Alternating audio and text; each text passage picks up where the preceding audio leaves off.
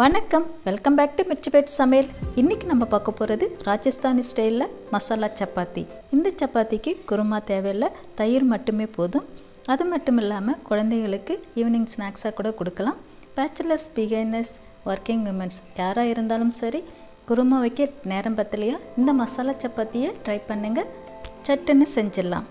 இது வரைக்கும் நம்மளோட சேனலை சப்ஸ்கிரைப் பண்ண அனைவருக்கும் ரொம்ப ரொம்ப நன்றி.